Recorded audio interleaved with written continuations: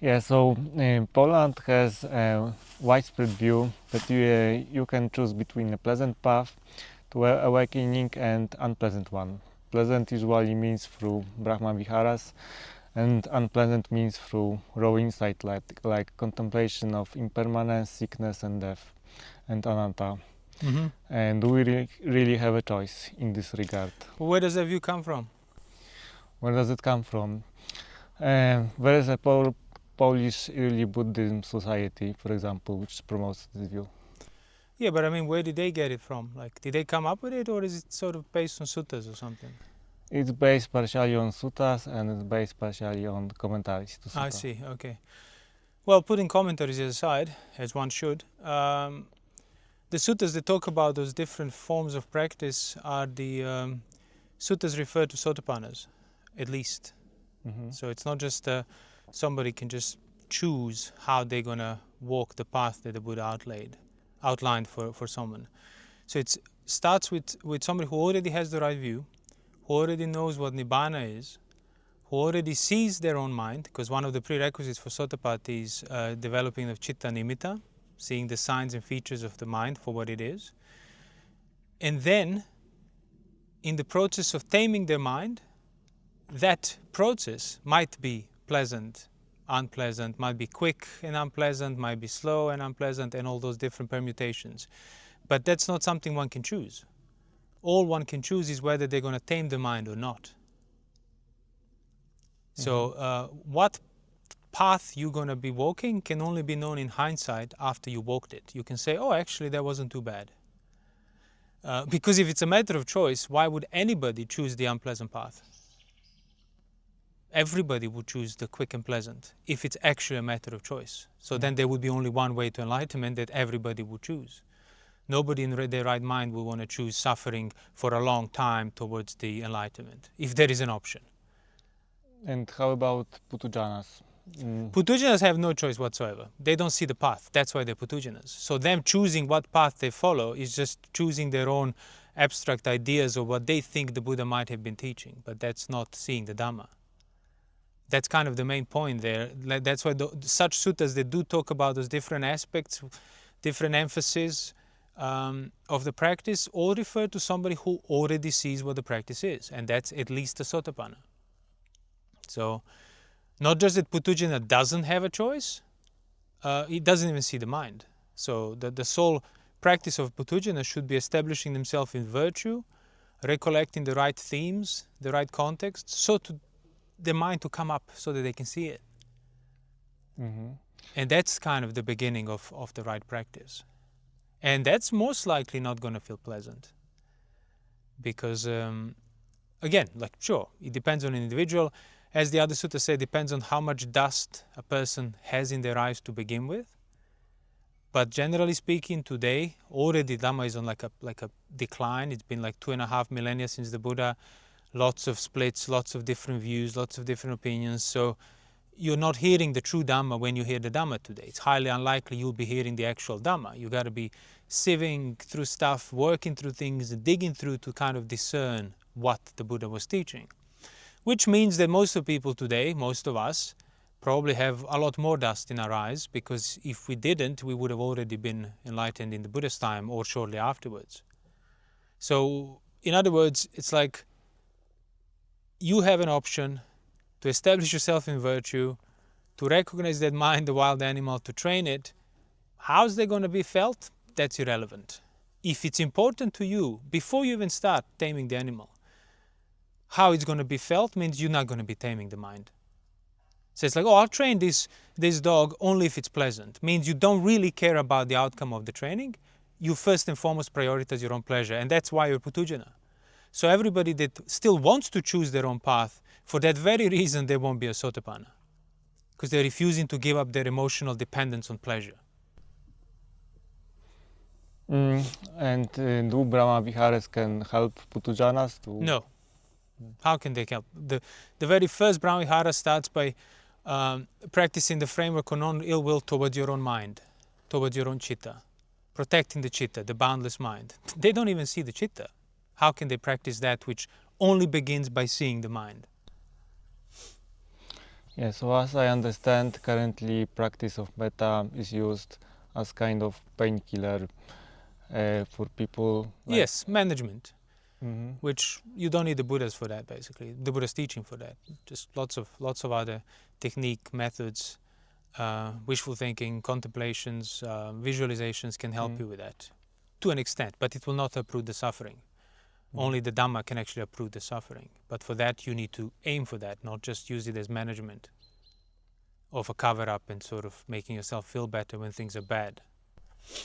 So can it be helpful for people to use this kind of metta as management? Well, it's not the metta they're using. Mm. Metta begins when you see the citta. If you don't see the citta, there is no practice of Brahma Viharas for you. So whatever you do can help or not, it's not the Buddha's teaching, that's the point. So we shouldn't be calling metta. In the same sense, we shouldn't be calling such similar practices that people refer to as jhanas that are not based on renunciation and seeing their mind. That's also not jhana. In the same sense, this is not metta. So regular meditation like anapanasati and Brahma Viharas are for sotapanna. Or high, exactly. Because any meditation in the suttas, which are really like practices of composure and calming of that animal, requires you to see the animal, requires you to clearly discern the mind for what it is. And if you do so, you'll be a sotapanna. So you trying to calm something that you don't see, it makes no sense. So regular people, can they do contemplations like contemplation of death, contemplation of sickness, contemplation of anatta? Absolutely, yeah, of course. That's what they should be doing. That's what everybody should be doing. That doesn't change. Whether you're a lay person or then later a monk, those contemplations remain the same. It's just probably how much time and quality of your effort changes, like, as you change the environment into more secluded and monastic and so on. But the contemplations remain the same, yeah. But obviously, if as a lay person you start contemplating those things without also establishing yourself in virtue, you're probably going to experience a lot of disturbances internally. Because you're kind of undermining everything your current household life depends on, and you don't really have the means of virtuous behavior providing container for your mind when it gets disturbed. So then it's probably better to actually first and foremost start paying attention to your behavior, to your speech, what kind of topics and themes and thoughts you choose to dwell on during the day. Make sure it's not unwholesome to the best of your efforts, and then also bit by bit start increasing these contemplations that will undermine your sense of self, your sense of ownership and all of that, which is sickness, aging, death, change, things that are dear to you, things that you find safety in. They are otherwise already, basically, by not being in your control, by not being able to do anything about them changing if the change were to occur.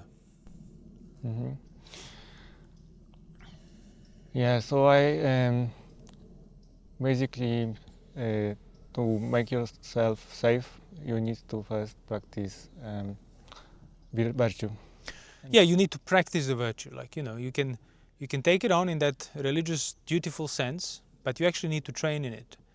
And by that, as we spoke so many times in other talks, means like those principles behind the precepts, you need to not just adhere to them externally, but also internally when it comes to you choosing the reasons for saying things, for speaking.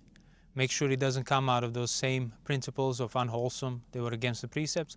And then same about you when it comes to your thoughts. So like you might not be killing anybody but your body, but do you wish harm mentally? And do you allow those thoughts to proliferate? Do you fuel them? Do you accept them? Or do you say, when they present themselves through the angry mind, you say, no, I won't allow these thoughts to occupy me. That's already a training effort. That will not come automatically on its own simply by you keeping the precepts externally. So a person needs to train in virtue, to become established in virtue. Can management technique help in this? Well, failing to practice rightly, it's already a form of management. Like you're not going to overnight stop managing and suddenly be on the right path immediately. So whether you want it or not, you will be managing. But the problem is when you start confusing the management for the practice, for the uprooting, that's when you're going to stop progressing. If you're still aiming at the actual uprooting, at the actual immovability, at the actual completely being untouched by the suffering, that aim, as it's being developed, is providing a form of management up until it's developed. When it's developed, when you uprooted it, then you don't need to manage. But if I tell you, yeah, management is fine, means any idea that you find helpful, you're going to start confusing that for practice. You think, I am progressing towards Sotapatti through doing random stuff that makes me feel better when I suffer. And that's absolutely not the case. So you need to aim at the uprooting. And in the process of that aim and developing that aim, improving that aim, you will be managing one way or the other.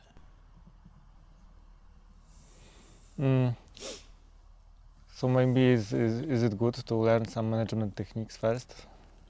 Why? If I just said aiming at the uprooting of suffering will provide you with management. Okay.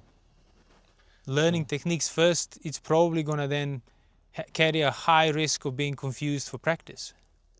Because you're going to find it helpful, but it's not actually aiming at uprooting, so it stops there. Aiming at uprooting, you will also find helpful, and it actually aims at the uprooting. So is practicing virtue and sense restraint uprooting the suffering?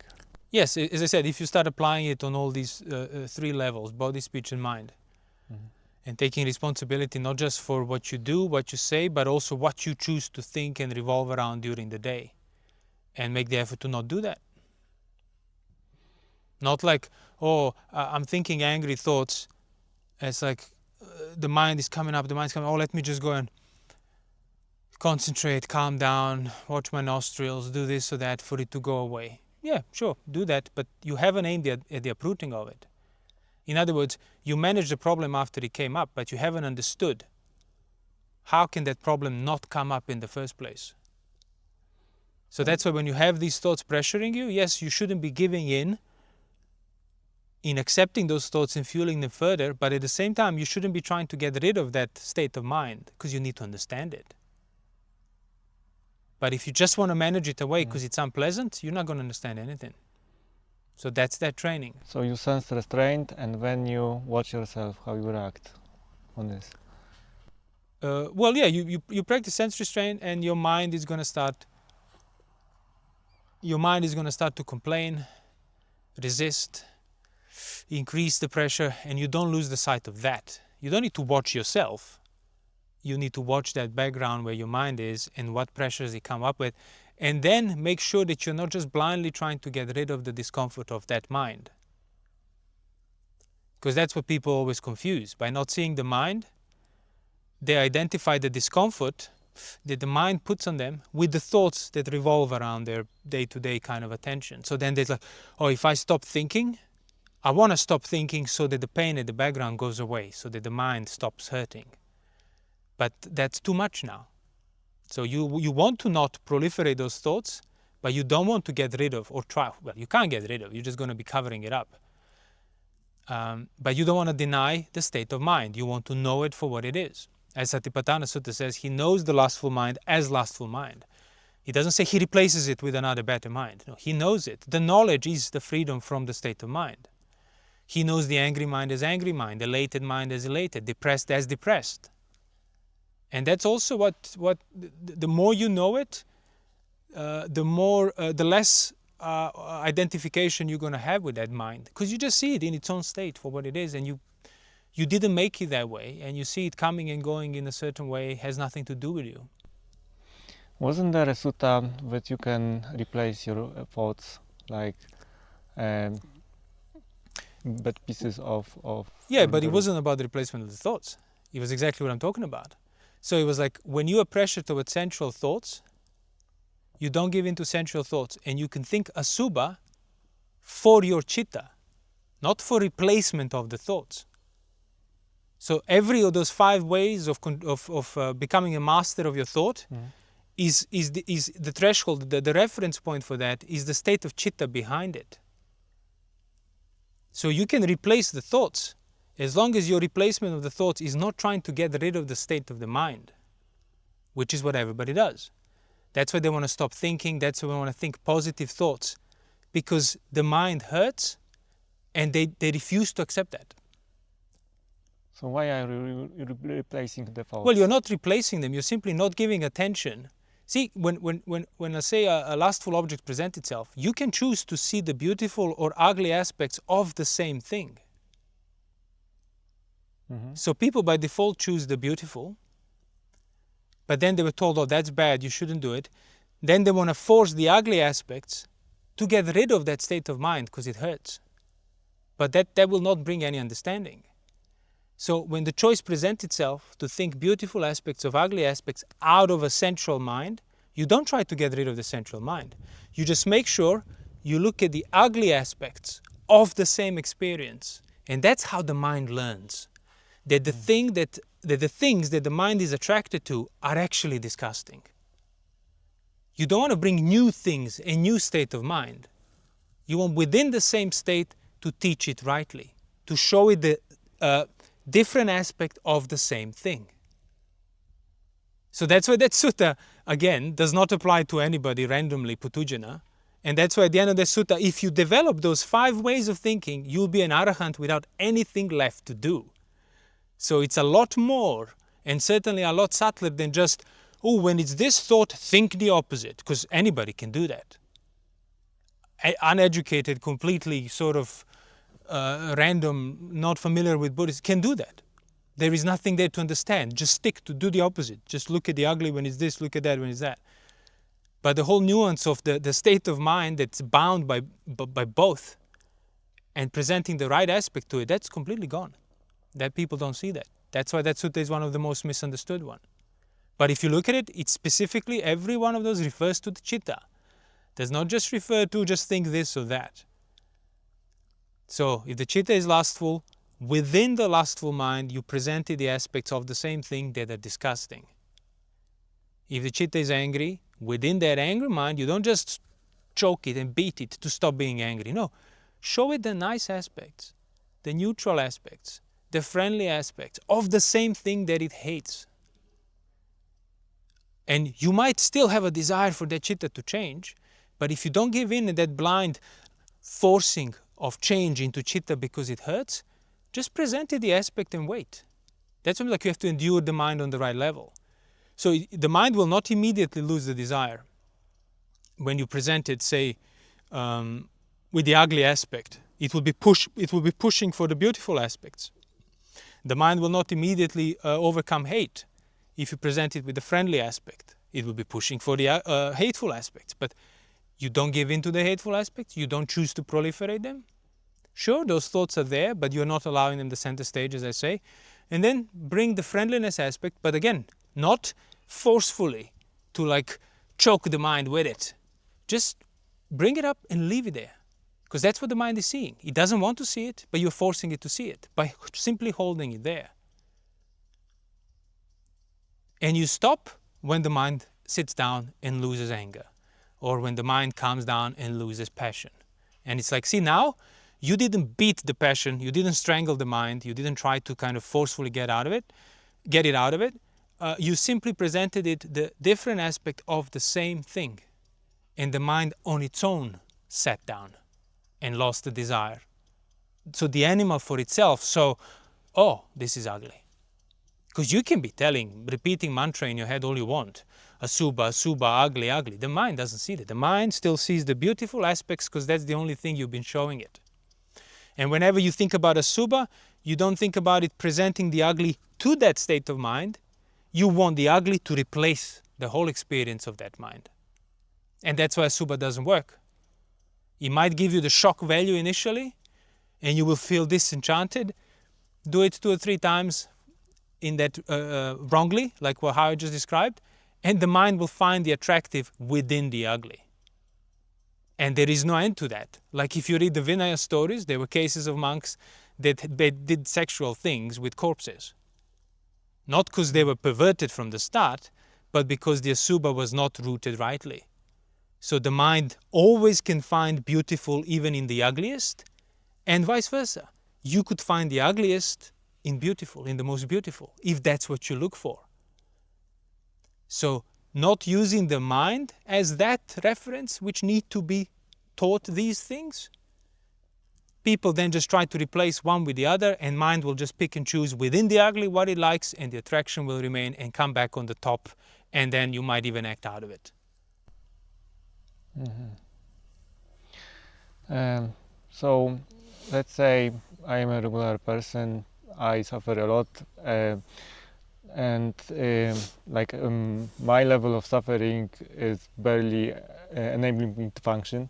And then I hear that during the road to the right view, I'm gonna suffer even more.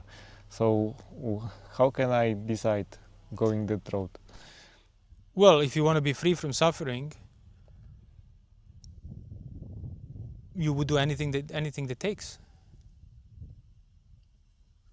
If somebody says, yeah, freedom from your ailment is this absolutely horrible, painful, bitter medicine, but if you really want to be healthy, you would take it. Doesn't matter how bad it is. So if you don't want to take it because it's bitter, it means you don't really want to cure yourself. Oh, I don't like the taste. Means taste is more important to you than being free from pain, from suffering, from dukkha. So it's your choice, basically.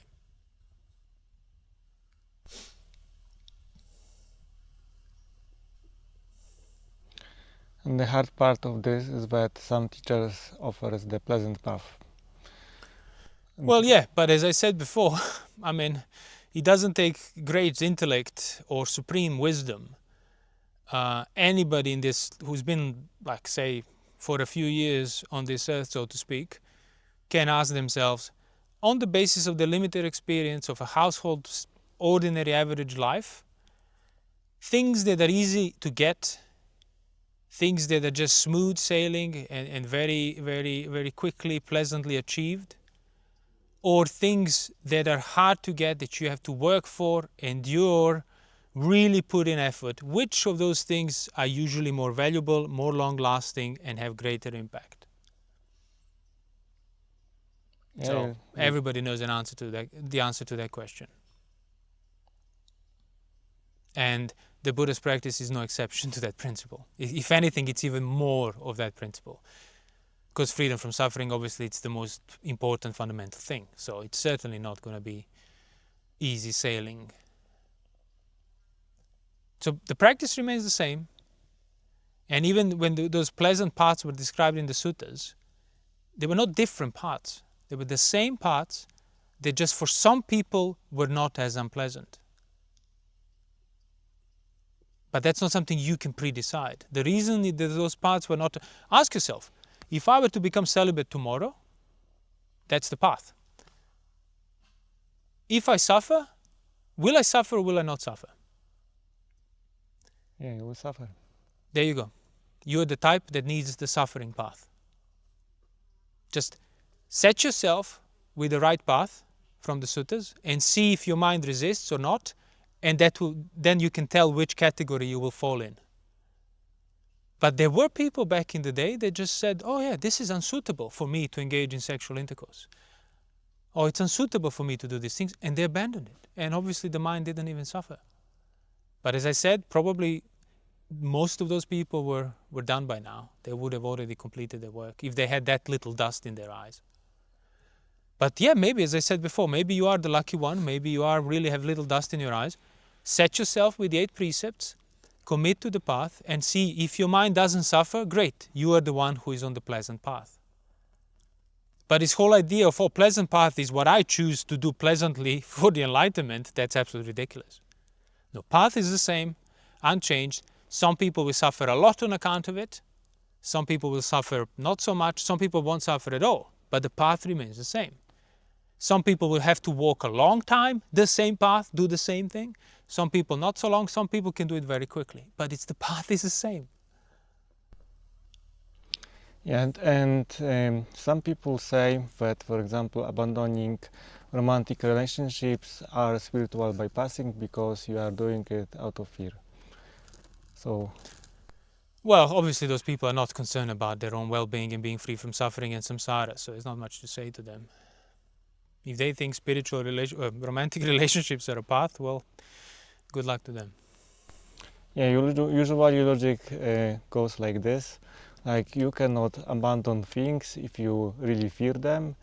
So you have to like abandon fear first and like engage with it, so you can prove yourself that you can engage without fear. That does not seem very logical, because the sole reason you wouldn't be abandoning those things is because of fear. So how can you abandon fear if you just keep giving in to fear and supporting it and fueling it and acting out of it? So ask yourself, which is more frightening? To continue romantic relationship or to break all ties and live alone? Which is scarier? I guess it depends on the people. Yeah, of course. Everything depends on the individuals. Like, not everybody starts from the same position, but as I said, the practice and the principles remain unchanged. So is fear a good motivator to abandon the world? yes, if it's obviously recognized rightly. Like, you should have fear, you should be afraid of suffering. You should be afraid of liability to suffer. That's how the suttas describe. Like, a young man basically recognizes that his situation, like, oh, I am prey to suffering. In other words, even if nothing unpleasant is happening now, the fact that it could shows that, oh, you are within the domain of suffering. You are its prey. Suffering will get you at some point. And that in itself, recognition, is suffering. So if you develop fear towards that liability, then you will be practicing rightly.